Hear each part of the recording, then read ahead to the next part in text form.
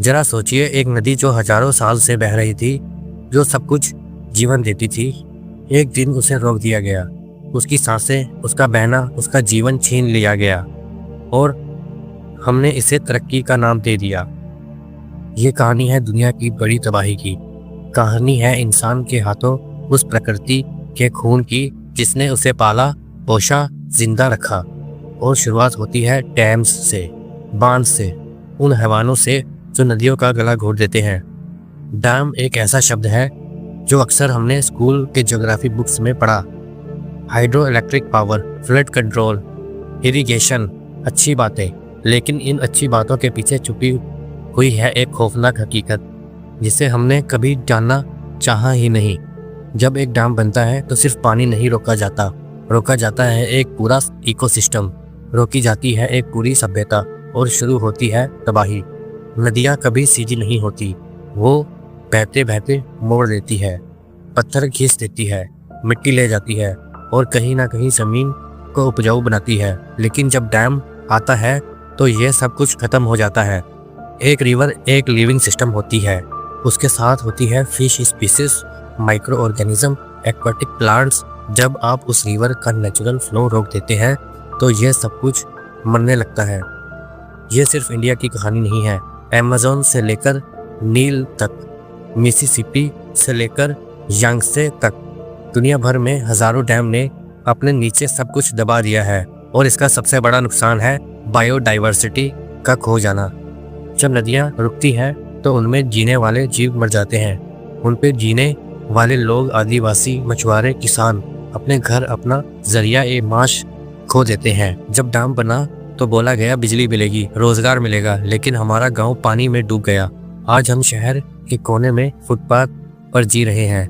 आप सोचिए, किसके लिए ये बिजली, ये तरक्की? जिन लोगों से सब कुछ छीना गया, क्या उन्हें कुछ मिला?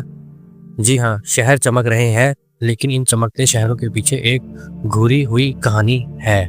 कहानी है बर्बाद गांव की, सूखी नदियों की और जीवन के अंत की। और सबसे खौफनाक बात यह है कि यह प्रोसेस रिवर्सिबल नहीं होती। जब एक नदी खत्म हो जाती है तो उसे वापस जीवित करना मुश्किल होता है। जब एक जंगल पानी के नीचे चला जाता है तो वहां फिर कभी जैविक जीवन नहीं लौट पाता। और क्या आप जानते हैं, डैम्स लॉन्ग टर्म में सिल्ट जमा करते हैं। मिट्टी जिसमें नदी बहती थी वो डैम के पीछे जमा होने लगती है। इससे डैम की कैपेसिटी कम हो जाती है और फ्लड का खतरा बढ़ जाता है। जो डैम फ्लड कंट्रोल के लिए बना था वो खुद एक बड़ी विनाश का कारण बन जाता है। फिर आता है सीस्मिक रिस्क, जमीन का हिलना। कई स्टडीज ने बताया है कि बड़े डैम के नीचे जमा होने वाला पानी जमीन में प्रेशर बनाता है। इससे अर्थक्वेक ट्रिगर हो सकते हैं। और जब इन सब के बावजूद नए डैम्स बनाए जा रहे हैं तो सवाल उठता है, क्या सच में हम इनके बिना जी सकते हैं? क्या हमें बिजली सिर्फ डैम से ही मिल सकती है? नहीं, आज हमारे पास सोलर, विंड, टाइडल जैसे क्लीन और सस्टेनेबल ऑप्शन हैं, जो ना सिर्फ नेचर फ्रेंडली हैं बल्कि लोकल लोगों के लिए भी सस्टेनेबल रोजगार देते हैं। लेकिन फिर भी नए नए डैम्स बन रहे हैं। क्यों? क्योंकि यह एक बड़ा बिजनेस बन चुका है। कंस्ट्रक्शन, कॉन्ट्रैक्ट्स, करप्शन, सब कुछ इस डैम के पानी में डूबा हुआ है। और इस दौरान हर रोज एक नदी, एक जंगल, एक गांव बर्बाद हो रहा है।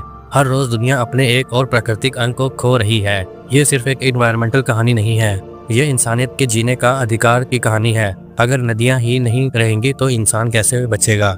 डैम बनाना आसान है, लेकिन एक नदी बनाना या बचाना वो एक इंसानी फर्ज है। अब वक्त आ गया है सवाल उठाने का, विकास कैसा हो? जो जीवन छीने या जीवन दे, जो प्रकृति का खून करे या उसे जीने दे। क्योंकि अगर हमने अब भी नहीं रोका तो यह कहानी नहीं एक अंतिम अध्याय बन जाएगी। अगर आपको लगता है कि यह सिर्फ एक वीडियो थी तो सोचिए दोबारा। ये एक आखिरी पुकार है प्रकृति की, नदियों की और उन सब आवाज़ों की जो कभी डैम के नीचे दबा दी गई थी। अगर आप चाहते हैं कि नदियां जिए, जंगल फिर से हरे भरे हो जाए और इंसानियत अपनी जड़ से जुड़े, तो इस संदेश को फैलाएं, शेयर कीजिए, कमेंट करके अपनी आवाज़ उठाइए और चैनल को सब्सक्राइब करके इस सफ़र का हिस्सा बनिए। क्योंकि ये कहानी कभी बदलेगी जब हम सब मिलके लिखेंगे इसका नया अध्याय। नदियां बह रही हैं, लेकिन सवाल ये है, क्या हम उनके साथ बहने के लिए तैयार हैं?